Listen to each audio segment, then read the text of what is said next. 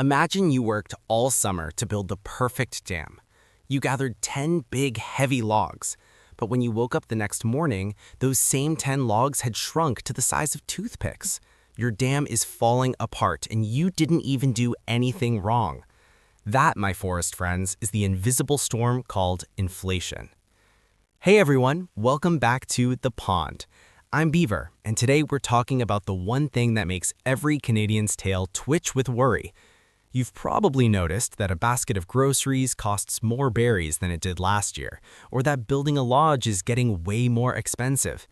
Today, we're going to head into the Great Canadian Forest to see how inflation, the shrinking log syndrome, is affecting our friends squirrel, moose, and even the risky bear. Most importantly, I'll show you how to build a dam that doesn't shrink. It was a beautiful Tuesday morning at the forest market. Squirrel was standing by the berry bush with a look of total confusion. "Beaver, look at this! Last year, one shiny gold pebble bought me a whole bucket of blueberries. Today, Fox says one pebble only gets me half a bucket. Did the berries get bigger?"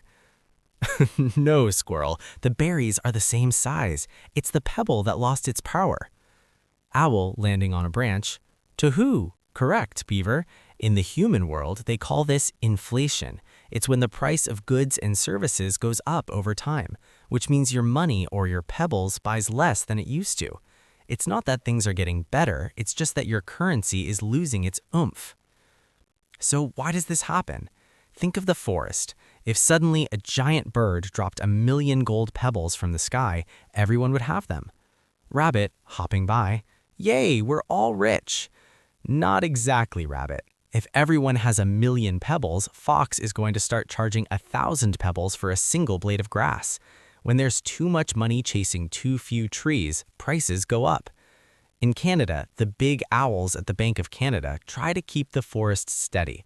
They want a little bit of inflation, about 2%, because it encourages animals to keep trading and growing.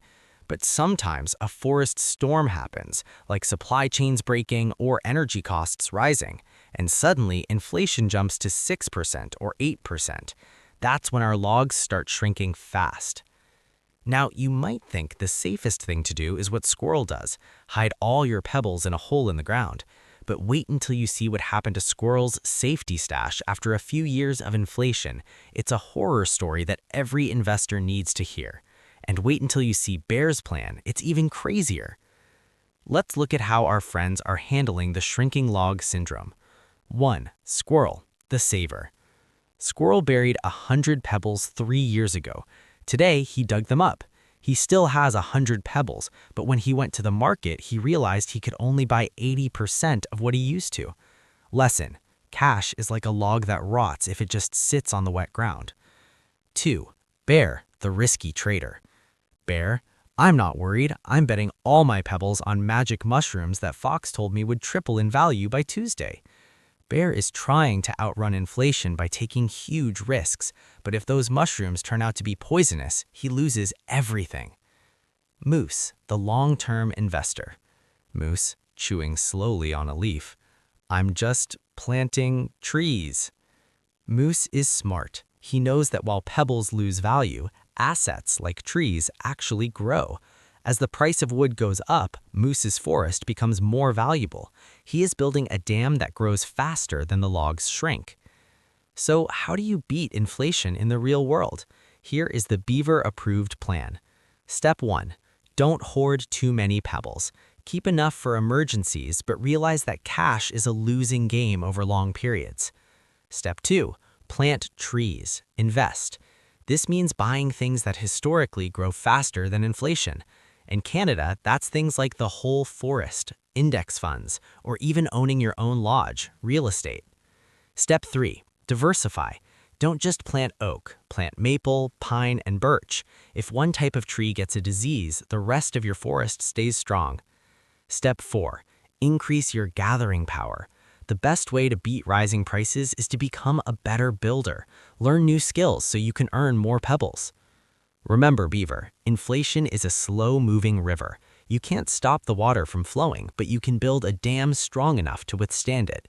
If you don't invest, you are choosing to let your wealth shrink. Exactly, Owl. Inflation is the tax on doing nothing. To recap, inflation makes your money lose purchasing power. To beat it, you need to be like Moose and plant trees that grow. If you want to learn how to pick the best seeds for your financial forest, make sure to hit that subscribe button. Join the Beaver Invests colony and let's build some massive inflation-proof dams together. What's the biggest price jump you've noticed lately? Let me know in the comments below. I read every single one while I'm gnawing on my lunch. See you in the next one. Subscribe to Beaver Invests to grow your financial forest and build strong dams.